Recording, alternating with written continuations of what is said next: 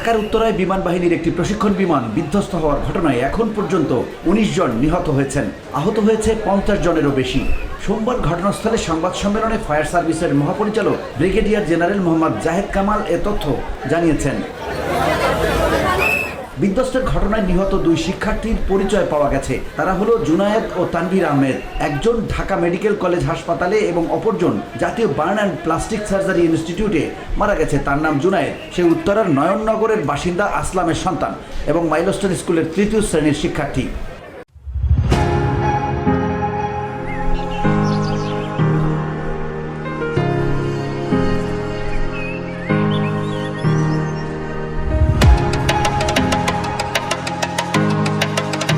সোমবার দুপুরে উত্তরায় মাইলস্টোন স্কুল অ্যান্ড কলেজের ভবনে বাংলাদেশ বিমান বাহিনীর প্রশিক্ষণ বিমান বিধ্বস্তের ঘটনা ঘটে। এরপর বিমানটির ধ্বংসাবশেষ নিচে ছিটকে পড়ায় বহু মানুষ দগ্ধ হন।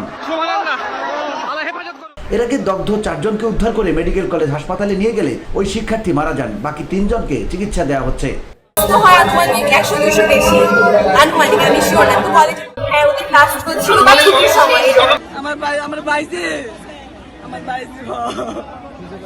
না ভাই না নুসাক নাম কি আছে দিতে পারে আমার নুসাক আক্তার আমার বাস্তে আমার বাইরে নাই যাবো না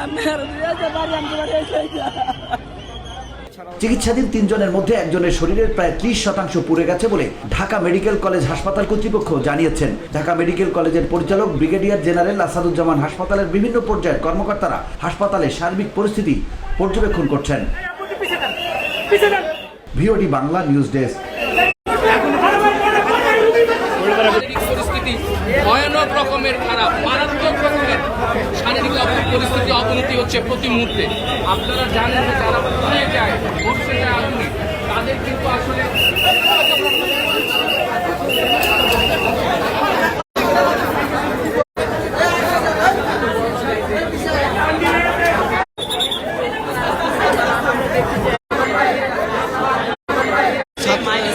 মাইলস্টোন কলেজের শিক্ষার্থীরা কিন্তু এই মুহূর্তে বানিয়ে গেছেন এবং একের পর এক আহত এবং নিহতের সংখ্যা কিন্তু বেড়ে টিমও কিন্তু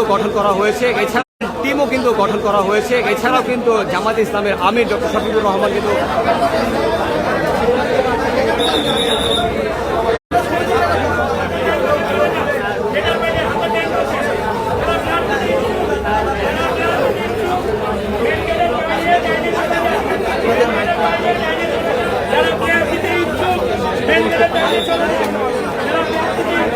যেমনটি দেখছি না পরিবার পাওয়া যায়নি।